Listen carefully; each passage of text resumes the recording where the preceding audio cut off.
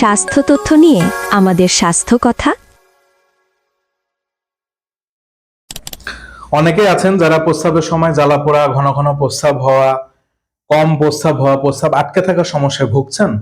আজ 2 মিনিটে বলবো কেন হয়, কখন হয় এবং এর ঘরোয়া সমাধান কি। ঘন ঘন প্রস্রাবের সমস্যা এবং ঘরোয়া সমাধান জানতে ভিডিও শেষ পর্যন্ত সাথে থাকুন। হ্যালো, আসসালামু আলাইকুম। আমি ডাক্তার মোহাম্মদ নিশাত আলী খান, মেডিসিন ও ডায়াবেটিস কনসালটেন্ট হিসেবে Khoksa digital doctors chamber and diagnostic সেন্টারে নিয়মিত রোগী দেখছি।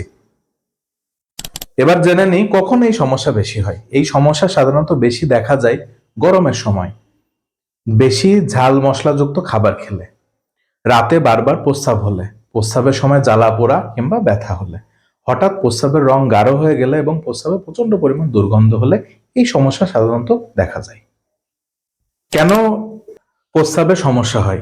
প্রস্রাবের সমস্যা হওয়ার প্রধান কারণগুলো হলো পানি কম খাওয়া, ইউরিন ইনফেকশন, কিডনি বা মূত্রথলিতে পাথর, ডায়াবেটিস, পুরুষদের ক্ষেত্রে প্রোস্টেট বড় হওয়া, দীর্ঘ সময় প্রস্রাব চেপে রাখা।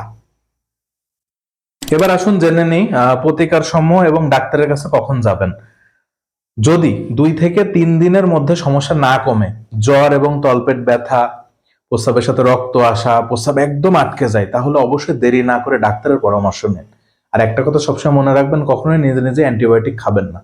প্রস্রাবের ছোট সমস্যা মনে হলেও অবহেলা করবেন না। সচেতন থাকুন, সুস্থ থাকুন। ভিডিওটি উপকারী হলে শেয়ার করুন। ধন্যবাদ।